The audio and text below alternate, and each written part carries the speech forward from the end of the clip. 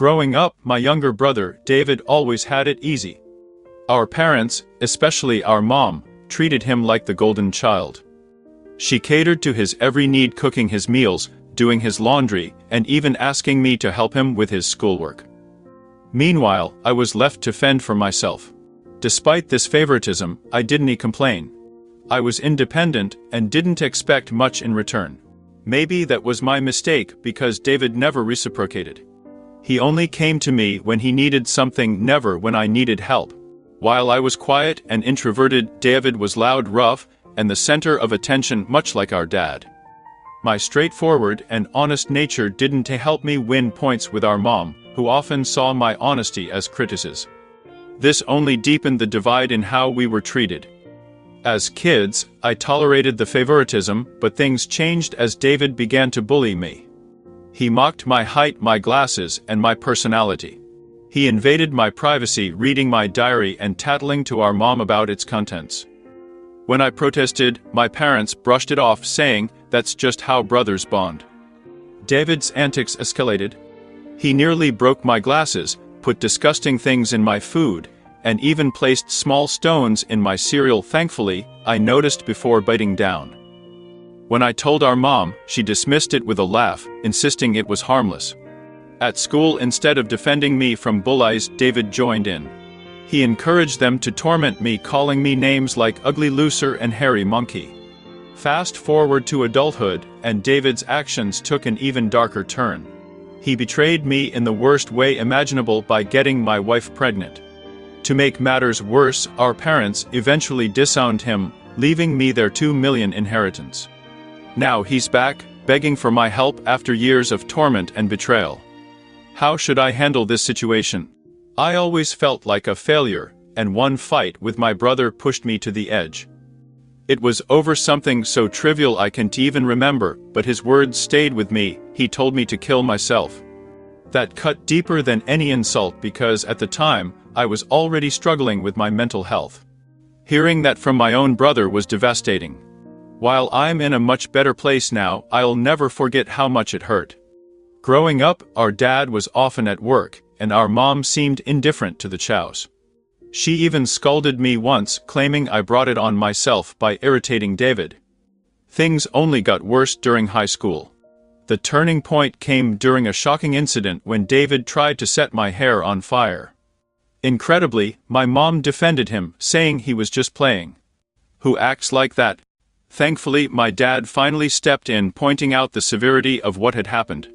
He even threatened to call the police on David if his behavior didn't stop. That moment was a wake-up call for my brother. He'd never faced real consequences before, and my dad made it clear that enough was enough. David needed to start respecting me, his older brother. Later that evening, my dad came to my room to talk. I never expected his support. He and David had always been so alike. But that night, he admitted that he had been waiting for years for David to grow up and was now realizing that his youngest son was turning into a bully. Hearing this from my dad was unexpectedly validating, and I nearly broke down in tears. I opened up about everything David had done to me over the years, every prank, every insult, and even how he encouraged the bullies at school. My dad was shocked at how much I had endured. The very next day, he went to the school principal and demanded that the bullies be warned of severe consequences if their behavior continued. Later that evening, my dad took me to a local gym and signed me up for classes. "You need to stand up for yourself," he told me. At first, I thought the idea of a nerdy, introverted kid like me learning MMA was ridiculous. But I took it seriously. I balanced my studies with daily workouts, and over time, the classes transformed me not just physically, but mentally as well. One day, David was back to his old tricks. He stole my pocket money, which we earned by doing chores. But this time, things were different. I wasn't the same person anymore. I had been saving up that money for a while, but David sneaked into my room and took it. I caught him just as he was about to cycle off with his friends. I demanded he return my money, but David smirked, taunting me by saying all I could do was run to Daddy for help. Something inside me snapped, and I punched him square in the face. He stumbled back in shock, and I took the money from his pocket before shoving him away. David started crying loudly, which was honestly kind of funny, but the commotion drew my mother outside. When she found out I had hit him, she immediately sided with David, scolding me for not being a better role model. David, of course, enjoyed every second of me being reprimanded. My mother even complained to my dad about my behavior, claiming I needed to be controlled.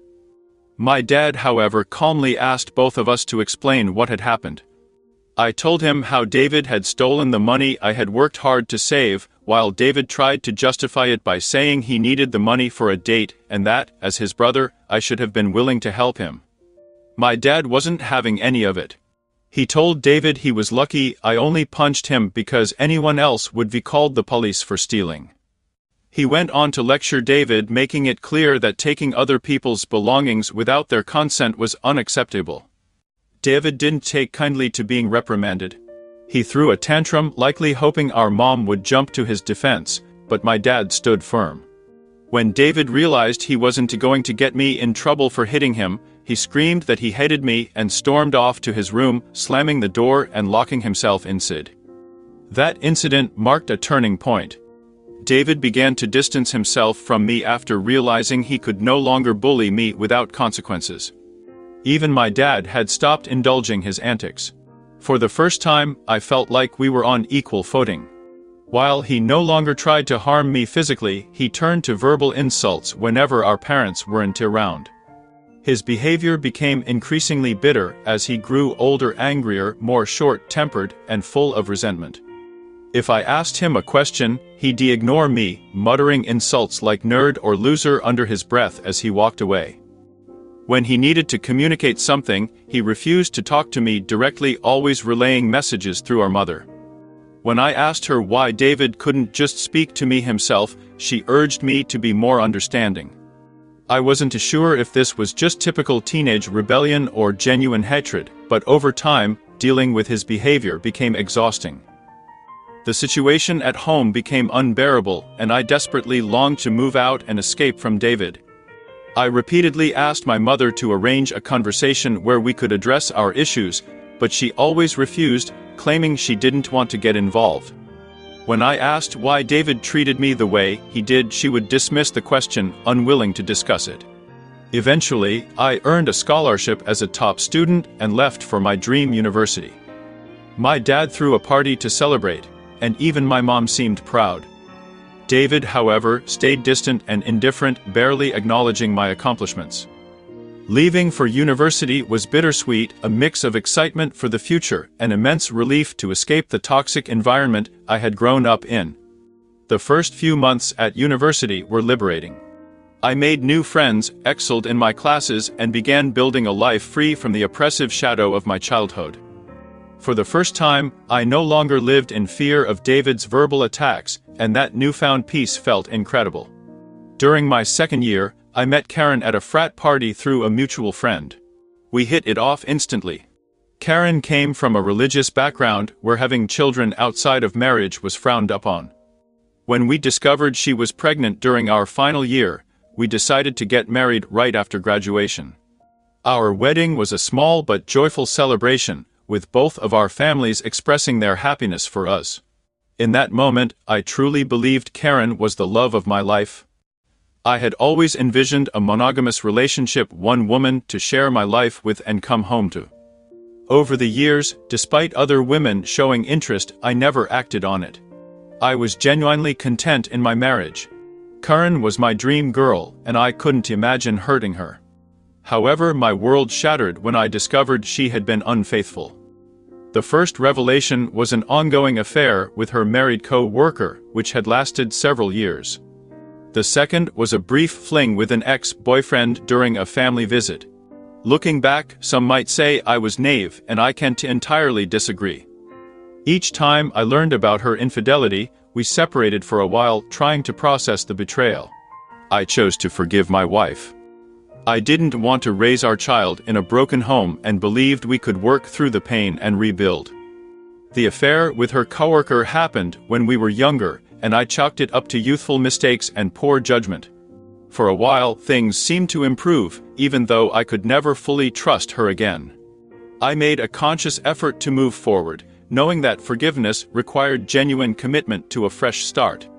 It's been 4 years since her second betrayal, and I had started to feel confident in my decision to give her another chance. Karen seemed to have changed, and we were genuinely happy planning our future together as a family. But 3 months ago, my world came crashing down yet again when she confessed to another long-term affair and suggested that our son might not even be mine. Her revelation hit me like a freight train. A wave of shock, betrayal, and disbelief washed over me as I struggled to grasp the magnitude of her words. In a daze, I asked why she had kept such a monumental secret, and how she could have done something so devastating. Her response was chillingly indifferent, as though she was detached from the pain she had caused. Her vague answers left me drowning in more questions than ever before. I pressed Karen for the truth because I felt I deserved to know the real father of the child I had been raising since birth. After persistent questioning, she finally admitted it: the father was David. My brother. I was stunned. My mind reeled as I tried to process what she had just said. When I asked her to explain, she recounted the timeline of events. It started years ago, when I first introduced her to my family. Karen had stayed with us from Thanksgiving through New Year's, and during that time, David, who had always been cold and distant toward me, was unusually warm and polite to her. I remember feeling relieved at the time, thinking he was trying to make Karen feel welcome. Karen, eager to be accepted by my family, spent a lot of time with my mom and noticed the tension between David and me. She questioned me about it, and I explained our rocky history, admitting that I doubted we'd ever truly mend our relationship. Karen sympathized, but began including David in our activities, hoping it might bridge the gap between us.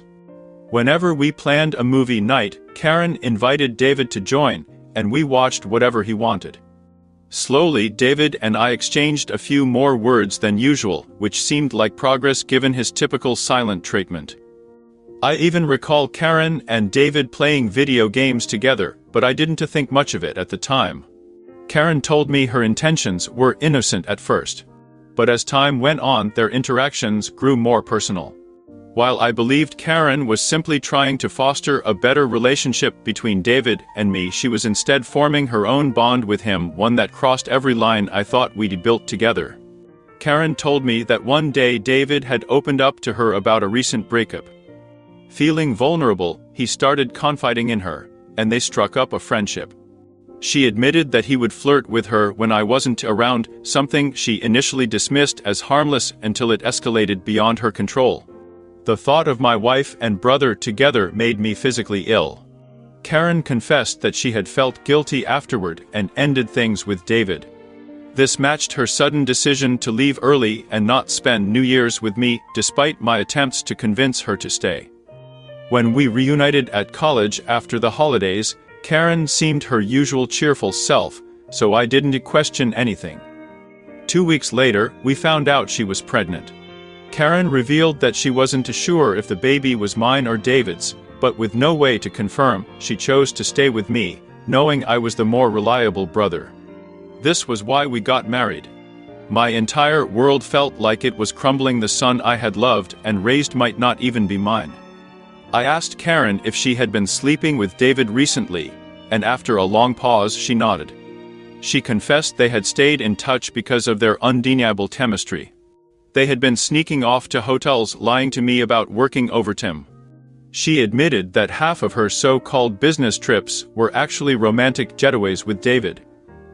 When I asked her why she married me, if she truly wanted my brother, Karen said she didn't want to be the one to end the relationship. She claimed she saw me as a wonderful father and didn't want to break up our family. She admitted she made a mistake and didn't know how to stop. I told Karen I appreciated her honesty, but I was done. I began calmly packing my clothes as she started crying and begging for forgiveness, expecting me to lash out. Instead, I remained silent, focusing on leaving. Karen insisted that if I loved her, I would fight for her, claiming that mistakes happen in every marriage. When she realized I wasn't going to stay, she changed her tactics, saying a divorce would harm our son and that children shouldn't be raised in broken homes. I reminded her that I might not even be his father, which only made her cry harder. She accused me of being cruel, as though she couldn't to comprehend that this was the consequence of her choices. It seemed she believed nothing could make me walk away, likely because I had forgiven her before. In truth, while I did love her, much of it stemmed from the idea that we had a family together and had been partners since college. Karen kept insisting it wasn't too late to fix things, but her words felt empty. Trust was shattered, and I had no patience left to rebuild it. Even if I wanted to forgive her, I couldn't see a way forward anymore. I could never move past the fact that she had slept with my brother. I've always believed in forgiveness, understanding that everyone makes mistakes, but this was far beyond what I could accept. I left Karen crying on the doorstep and checked into a hotel for the night. The next day, I went straight to my parents and told them everything, how my wife and David had been secretly having an affair for years. The look of shock on their faces was undeniable. True to form, my mother initially tried to defend David, insisting that her precious boy could never do such a thing to his own brother. Determined to reveal the truth, I asked them to remain silent while I called David so they could hear the conversation for themselves. When David answered the phone, I immediately confronted him about the affair. At first, he flat out denied it, refusing to take any responsibility. But when I told him Karen had already confessed everything, his tone changed. He began blaming her, calling her characterless and saying it wasn't his fault if women found him irresistible. He even had the audacity to claim he was the better-looking brother. I calmly told him that I would expose the truth to everyone, and David, brimming with arrogance, mocked me. "No one will believe you," he said, "because I'm the golden child." His smugness was infuriating, but I took satisfaction in knowing my parents had heard every word. When I pointed this out, his confidence cracked. Suddenly, he was stammering, scrambling to salvage his image. My mother, still in shock, demanded an explanation. David fumbled through a weak attempt to justify his actions, trying to shift the blame entirely onto Karen. But for the first time, I saw my mother, who had always shielded him, look at David with disappointment and anger. In that moment, I felt a strange sense of vindication. For years, I had endured David's cruelty and manipulations, and now the tables had turned. The truth was out, and it was David standing exposed, his actions laid bare for everyone to see. As David's excuses faltered, my father, who rarely expressed strong emotions, finally spoke. His voice was heavy with disappointment as he asked for the phone. "David," he began, "what you've done is not just a betrayal of your brother, it's a betrayal of this entire family. You slept with your brother's wife, and even after they were married, you continued the affair. Your actions have severe consequences, and you've irreparably damaged the trust we had in you. I raised both of you to value family, to respect one another, and you've thrown that away." My father's words carried a weight that even David couldn't brush off. For the first time, I saw genuine fear and regret flash across his face. But it was too late. The damage had already been done, and the truth couldn't be undone. "Loyalty and decency, everything I tried to teach you, have been thrown out the window by your actions," my dad said, his voice heavy with disappointment. He paused, letting the weight of his words sink into David's conscience. "Your complete disregard for your brother's feelings and your lack of respect for his marriage are unacceptable. You've not only hurt him, but also torn apart the very bonds that hold this family together. Your mother and I share some blame for enabling your behavior, but that stops today. From now on, you are cut off from the college funds I set up for you. You will have to figure out how to pay your university fees on your own. I'm also cutting off any support for your lifestyle. Do you think it makes you a man to sleep with married women? Let's see how you handle life without my money."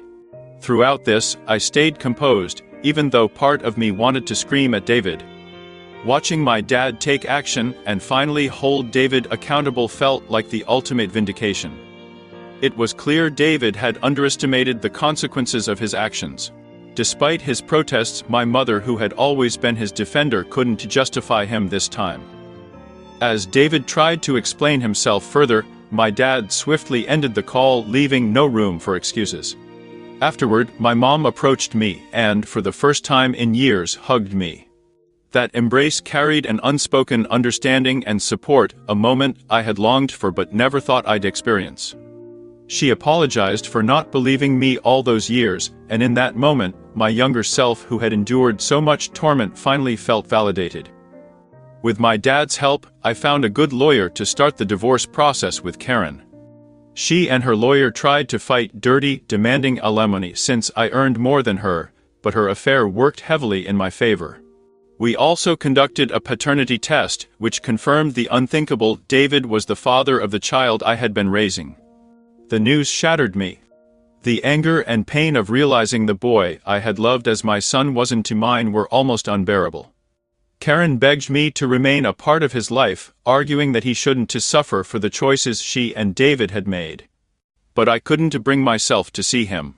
Every time I looked at him, I saw David, and it filled me with anger I couldn't control. After the divorce was finalized, I felt an overwhelming sense of freedom as I moved into my own bachelor pad. Having married young, I'd never had the chance to experience true independence. Adjusting to life alone came naturally, and I quickly embraced my new lifestyle, rediscovering parts of myself I'd neglected. 2 weeks ago, my dad called with surprising news. He told me he was considering changing his will to exclude David entirely. Once my dad decided to cut him off, he stuck to it. David tried reaching out, even showing up at their doorstep begging for forgiveness, but my parents refused to let him in.